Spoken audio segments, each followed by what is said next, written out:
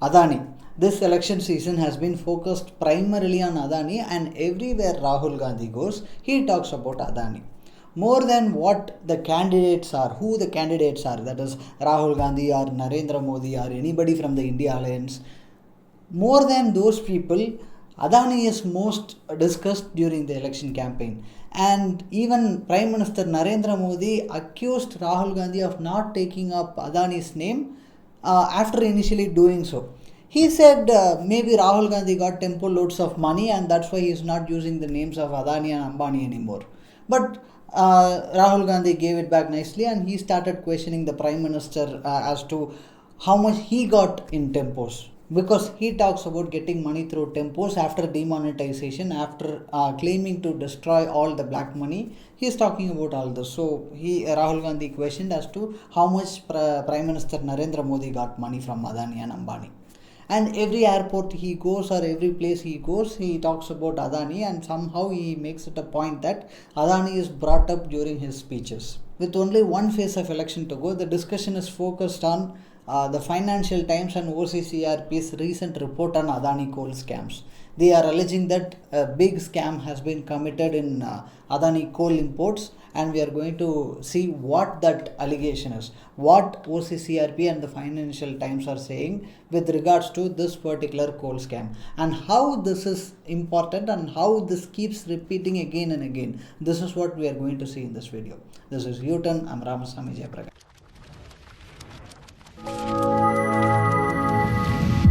Okay, so first off, whenever there is an import made, a product or a goods come from one particular country and it goes to another country. For example, we are getting some palm oil from Malaysia and it is coming to India. So it is valued at $100 per ton. Just an example. Palm oil is valued at $100 per ton and it comes to India and it is imported at India's port at the same value and it goes to the buyer. Whoever is the buyer, it goes to the particular person.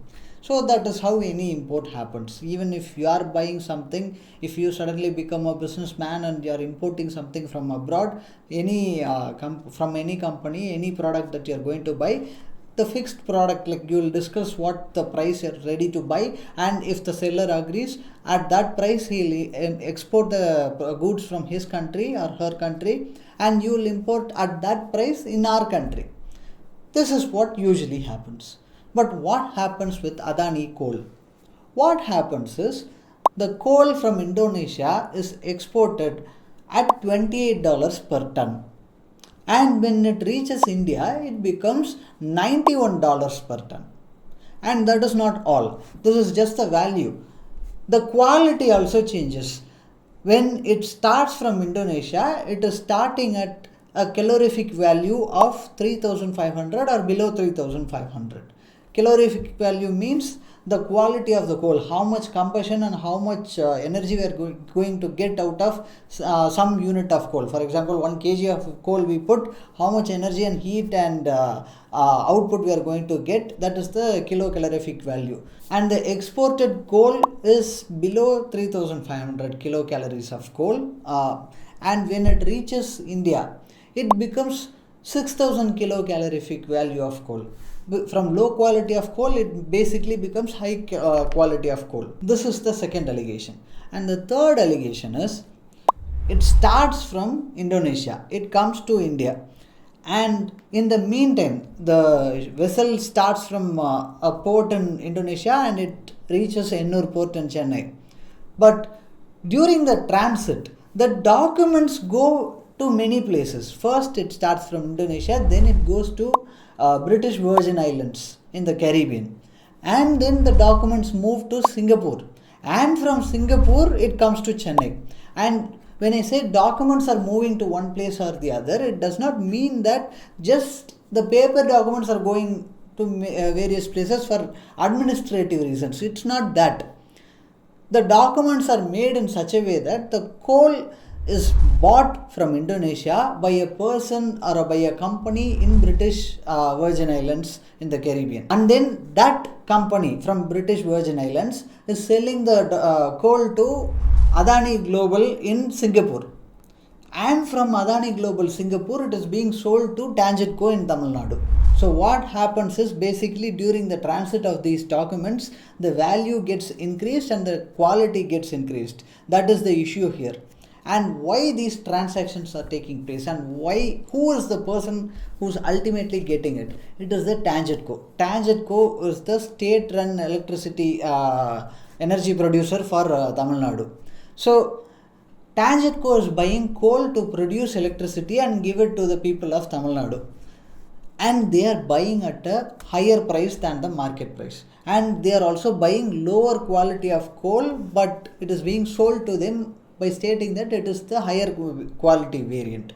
So what happens is ultimately people of Tamil Nadu are spending more money to get lesser quality of coal. This is what is happening. And also, even if for argument's sake higher quality of coal is being sent, what they claim is true, 6000 kilocalories of coal is actually being sent, and that is the quality that TANGEDCO has really got. Even in that case, the price at which they have got, that is $91 per ton, that price is much higher than the market value. That is the most important point that we have to note, because that directly translates to more spending and more expenses for the individuals in Tamil Nadu. And it is not limited only for Tamil Nadu, it spawns through other parts of the country as well. But for the time being, we'll focus on this particular issue. The Financial Times and OCCRP accessed documents from the Jonglin Mining Company in Indonesia. And these documents number on the upwards of 2 million documents, and these range from 2012 to 2022.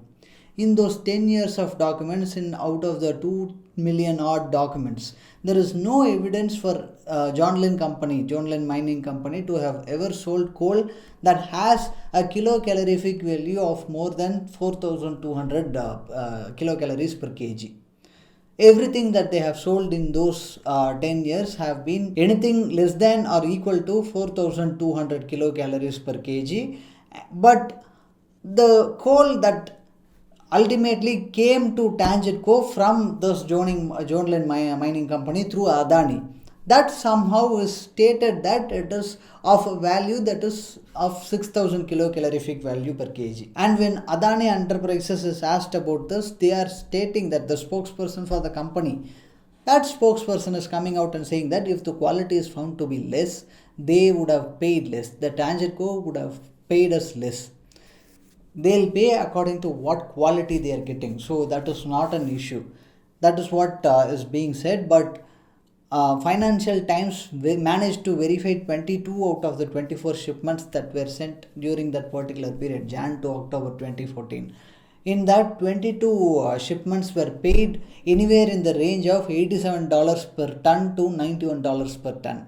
Even if there have been any differences in payment, any reductions that if any have been made, that seems to be very minor.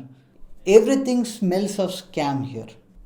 And this is not the first time this is happening. This is not the first time this is being reported. Even last year in Financial Times, a report came out which said that close to $5 billion worth of coal imported to India by Adani.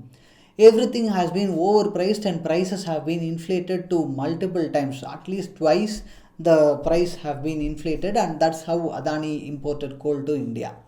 And it has been imported to India through intermediaries, at least 3 intermediaries or middlemen who acted as the people who have helped in inflating this value. At the end of the day, if you look at Adani's books, it is not showing anything out of the ordinary profit, because whatever excess is there, it is being buried through these middlemen. And these middlemen companies, these are almost non-existent companies, or these are shell companies, at least that's what it appears to be. And that is the allegation that is being made on Adani.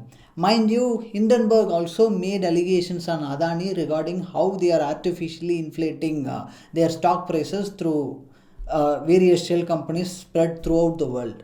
And this particular trading of coal, it uses several shell companies, or what appears to be shell companies, to artificially inflate the value of coal. And whatever excess profit is there, that could theoretically be used to artificially inflate the value of Adani Enterprises share price or other shares of Adani Group companies. So this needs to be thoroughly investigated, and that is what Rahul Gandhi or people from the opposition parties are claiming.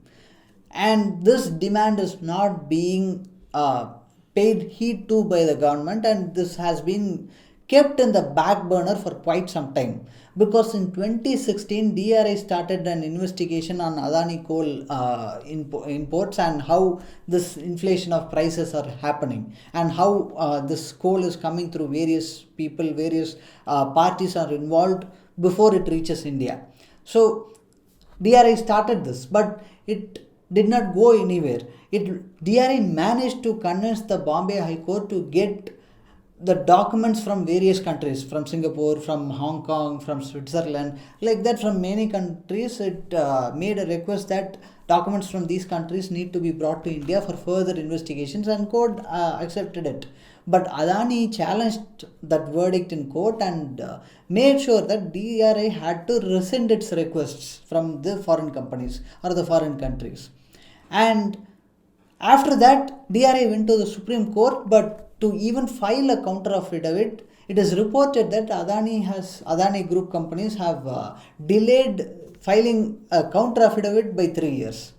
And the next hearing is on August 6, but it is not going anywhere. The investigation is not going anywhere, because from 2016 to 2024, it is 8 years, but we have not seen anything happen. And after this investigation started only, the second allegation came last year in Financial Times. Now another allegation is coming, this time with proof. Many documents have been revealed, but still there is no talk from the government as to what action they are going to take. Maybe this is the election season. We'll know how the new government, it could be formed by the BJP or by the opposition parties. We don't know yet. We'll know only after June 4th. Maybe after the new government is formed after June 4th, we'll see how this is going to go.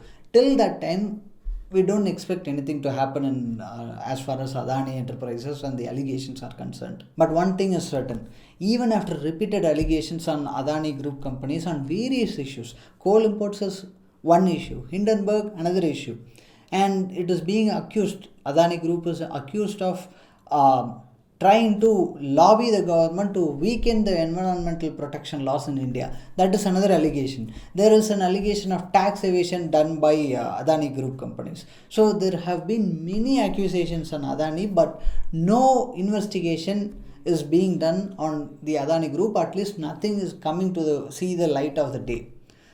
And all this is being blamed on the close proximity of Prime Minister Narendra Modi and Adani Group's founder, Gautam Adani. With that friendship and with that level of closeness, Prime Minister Narendra Modi is answerable for anything and everything related to Adani, and Prime Minister Narendra Modi should be held accountable.